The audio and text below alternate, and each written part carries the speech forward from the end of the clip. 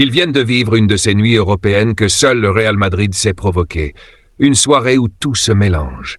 L'espoir, la tension, la fierté. Et au final, une frustration presque insupportable. Une de ces nuits où tu passes par toutes les émotions en 90 minutes. Et pourtant, cette fois, ce n'est pas seulement une défaite. C'est peut-être bien le moment où toute une saison bascule définitivement. Real Madrid contre Bayern Munich. Sur le papier, c'était déjà un choc. Mais sur le terrain, c'était un scénario totalement imprévisible. Un match fou, avec des retournements, des moments de domination totale. Et au cœur de tout ça, une décision. Une seule décision qui va faire parler pendant des semaines. Mais surtout, restez bien jusqu'au bout de cette histoire. Parce qu'après le match, ce qu'a dit Arbeloa pourrait tout changer. Et je pèse mes mots. Avant de continuer, dites-moi en commentaire. Pour vous, à quel moment le match a basculé? Et surtout, abonnez-vous maintenant, parce que ce genre d'analyse, vous ne le trouverez nulle part ailleurs. Parce que ce match, on ne peut pas le regarder comme un simple match, non. Il est le reflet parfait de toute la saison du Real Madrid. Une saison irrégulière, frustrante, parfois incompréhensible. Une saison où on a senti l'équipe perdre peu à peu le contrôle de son destin. En Liga, on a laissé filer trop de points, trop d'erreurs, trop d'occasions manquées. On a souvent eu l'impression que cette équipe ne savait pas gérer les moments clés. Et au final, le titre s'est éloigné petit à petit, sans qu'on ait vraiment la sensation de se battre jusqu'au bout. Alors forcément, toute l'attention s'est tournée vers la Ligue des Champions. Comme souvent avec ce club, comme une dernière chance, une dernière porte de sortie pour sauver une saison qui glissait entre les doigts. Et avant ce match retour à Munich, le contexte était clair. Défaite 2-1 à l'aller au Bernabéu. Il fallait aller chercher la qualification à l'Allianz Arena. Mission difficile. Oui, mais impossible? Jamais. Pas pour le Real Madrid, pas dans cette compétition. Et dès les premières secondes, on a senti quelque chose. Un début de match électrique, une erreur du Bayern et là, Arda Güler surgit. Frappe, but. Et à cet instant précis, tout change. Le Bayern recule, le Real Madrid avance. Mais surtout, on voit enfin une équipe différente. Une équipe concentrée, une équipe disciplinée, une équipe impliquée. Et honnêtement, en tant que supporter, ça faisait longtemps que je n'avais pas ressenti ça. Le milieu de terrain a été exceptionnel en première période. Arda Güler, encore lui, mais aussi Jude Bellingham. Deux joueurs qui ont littéralement pris le contrôle du match. Ils dictaient le tempo, calmaient le jeu quand il le fallait, accéléraient au bon moment. C'était propre, c'était intelligent, c'était du vrai football. Et c'est là que tu te dis, voilà, c'est ça le Real Madrid. Le ballon circulait vite, les lignes étaient compactes, le Bayern n'arrivait pas à s'imposer au milieu. Et dans ce genre de match, c'est fondamental. Parce que les grandes batailles européennes, elles se gagnent au milieu. Et devant, enfin, il y avait de la connexion. Vinicius, Mbappé, ça bougeait, ça combinait, ça créait des décalages. On sentait du danger à chaque action. Et ce n'est pas un hasard si le Real marque encore, parce que cette première mi-temps, elle est construite. Elle est logique. Elle est maîtrisée. Même quand le Bayern tente de réagir, le Real ne panique pas. L'équipe reste fidèle à son plan. Continue de jouer, continue de contrôler. Et à la mi-temps, malgré la tension, malgré un score serré, il y avait une vraie sensation. Une sensation qu'on allait le faire, qu'on tenait le match, qu'on contrôlait tout. Et franchement, en tant que supporter, tu y crois. Tu sens que c'est possible. Tu vois une équipe solide, cohérente, engagée. Mais justement, c'est pour ça que la suite fait encore plus mal. Parce que ce match, le Real Madrid ne le perd pas parce qu'il est inférieur. Il le perd parce qu'il se désorganise. Et tout commence en deuxième période. Le Bayern revient avec plus d'intensité, c'est normal. Il pousse. Le Real recule légèrement, mais reste solide, rien d'alarmant. Le match est toujours sous contrôle jusqu'à cette fameuse minute, la 60e. Et là, tout bascule. Arbeloa fait un choix qui va changer le match. Il sort Brahim Diaz, il fait entrer Camavinga, et à ce moment-là, honnêtement, on commence à se poser des questions. Pourquoi changer quelque chose qui fonctionne? Pourquoi casser un équilibre aussi fragile mais aussi efficace? Et très vite, la réponse arrive. Le Real Madrid perd le contrôle du milieu. Les circuits disparaissent. Le jeu devient lent, imprécis, confus. Camavinga on le sent perdu. Il touche peu de ballons, et quand il en touche, il ralentit le jeu, il hésite, il prend de mauvaises décisions. Et le pire, c'est que ça casse toute la dynamique collective. Tout ce qui était fluide devient lourd, tout ce qui était solide devient fragile. Et en face, le Bayern le voit immédiatement. Ils montent d'un cran, ils pressent, ils accélèrent. Et là, on voit le Real reculer, souffrir, douter. Et en tant que supporter, tu le ressens. Tu sens que le match t'échappe. Tu vois quelque chose s'est cassé. Et ce n'est pas un hasard, c'est une rupture, une vraie, provoquée par une décision. Les minutes passent et le match glisse. Les pertes de balles s'enchaînent, les espaces apparaissent, le Bayern prend confiance et tu sens que ça tourne. Pas parce que le Bayern est largement supérieur, mais parce que le Real a perdu son équilibre. Et ça, c'est le plus frustrant. Parce que ce match, on l'avait, on le contrôlait, on le dominait, et en quelques minutes, tout s'effondre. Et le pire, c'est que le moment le plus dur est encore à venir, parce que la fin de match va sceller le destin de cette rencontre. Camavinga, déjà en difficulté, continue de souffrir. Il arrive en retard, il commet des fautes, il perd en lucidité. Et puis, l'erreur. La faute de trop, inutile, évitable, carton rouge. Et là, c'est terminé. À 10 contre 11, face à un Bayern lancé dans un stade en feu, il n'y a plus d'espoir. Le Bayern pousse, le Bayern marque, et le match est fini. Ce qui devait être une soirée de maîtrise devient une soirée de regret. Ce qui devait être une remontée devient une élimination. Et sur les visages des joueurs, tu vois tout. La frustration, la déception. Parce qu'ils le savent. Ils savent qu'ils avaient fait le plus dur. Ils savent que le match était à eux. Mais ils savent aussi que tout a basculé à un moment précis. Un moment que personne n'oubliera. Et forcément, une question revient encore et encore. Pourquoi ce changement ? Pourquoi casser un système qui fonctionnait? Pourquoi prendre ce risque à ce moment-là? Et cette question, elle dépasse ce match, elle résume toute la saison, parce que ce n'est pas la première fois. Des décisions discutables, des erreurs de gestion. Et aujourd'hui, le Real Madrid est au bord du gouffre, éliminé de la Ligue des Champions, presque hors course en Liga, une saison qui s'écroule.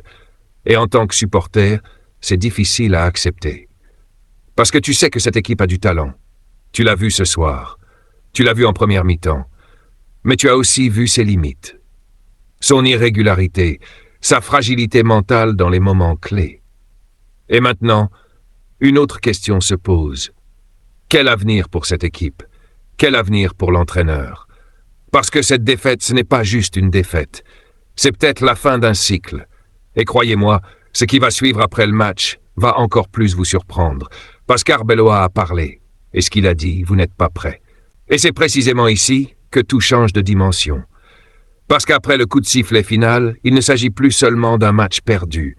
Ce n'est plus juste une élimination en Ligue des Champions.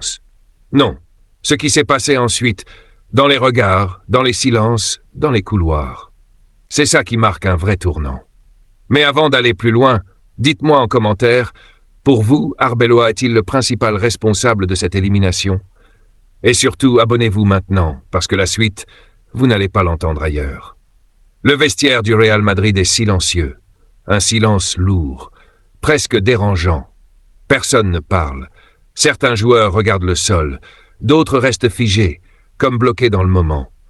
Et en tant que supporter, c'est là que ça fait le plus mal. Parce que tu sais qu'ils savent qu'ils avaient le match en main, ils savent que le Bayern n'a pas été supérieur, ils savent qu'à un moment précis, tout a basculé. Et au centre de tout ça, il y a une tension qui ne dit pas son nom, une tension qui tourne autour d'une décision, une tension qui pointe vers un seul homme, Arbeloa. Pendant que les joueurs essaient d'encaisser le choc, lui est ailleurs. Il est fermé, marqué, rongé par quelque chose. Ce n'est pas une colère explosive, non, c'est pire. C'est une colère froide, une frustration contenue, et ça se voit dans ses gestes, dans son regard, dans son silence. Il n'y a pas de mots inutiles, pas de discours pour calmer les esprits, juste une réalité brutale. Quelque chose s'est cassé. Mais il sait qu'il ne pourra pas rester silencieux longtemps, parce que ce genre de soirée exige des réponses. Et avant même qu'il parle, il faut comprendre l'ampleur du choc, parce que cette élimination n'est pas une simple défaite, c'est une fracture, une vraie. La Liga est quasiment perdue.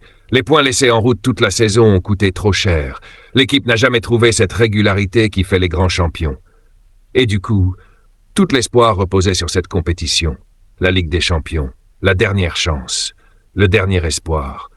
Et ce soir, cet espoir disparaît. Plus de Liga. Plus de champions. Et à l'horizon, une saison blanche. Et au Real Madrid, ça, c'est inacceptable. Ici, on ne joue pas pour participer. On joue pour gagner. Et quand on ne gagne pas, il faut rendre des comptes. Alors les questions arrivent. Elles sont directes. Elles sont dures. Pourquoi ce changement? Pourquoi sortir Brahim Diaz alors qu'il apportait équilibre, créativité, fluidité? Pourquoi faire entrer Camavinga à ce moment précis? Pourquoi ne pas avoir réagi quand le match a commencé à basculer? Et surtout, pourquoi répéter les mêmes erreurs? Parce que ce qu'on a vu ce soir, ce n'est pas un accident isolé.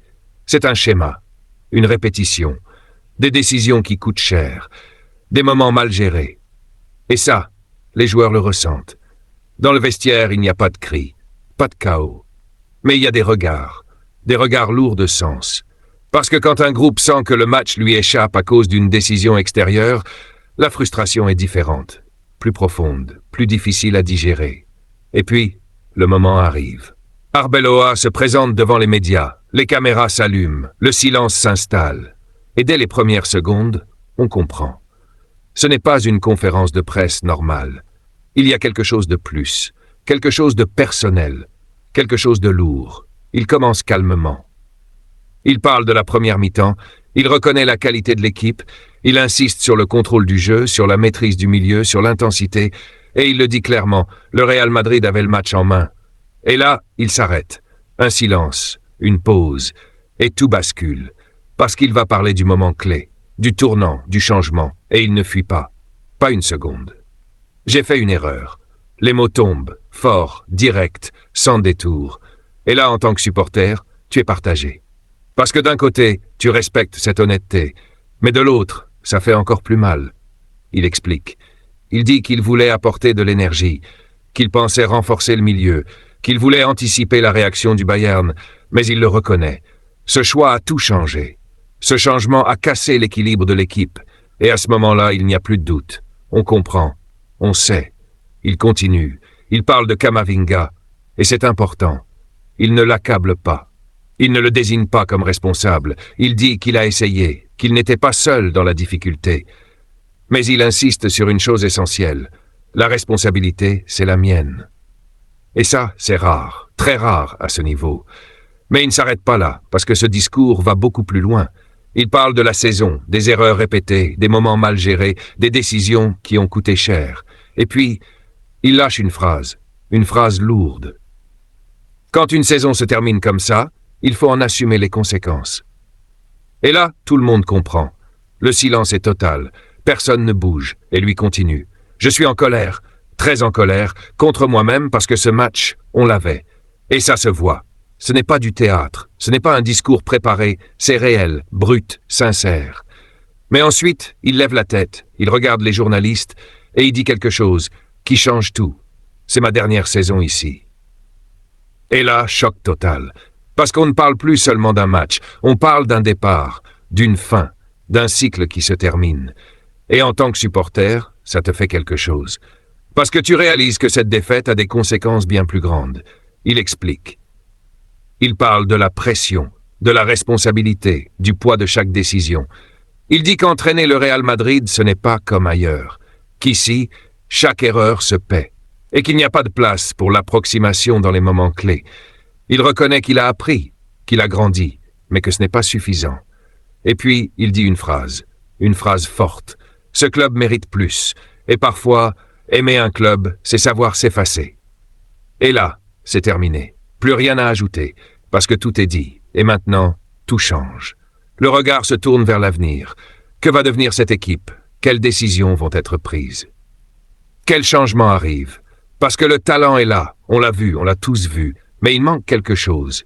De la constance, de la maîtrise dans les moments clés, de la solidité mentale.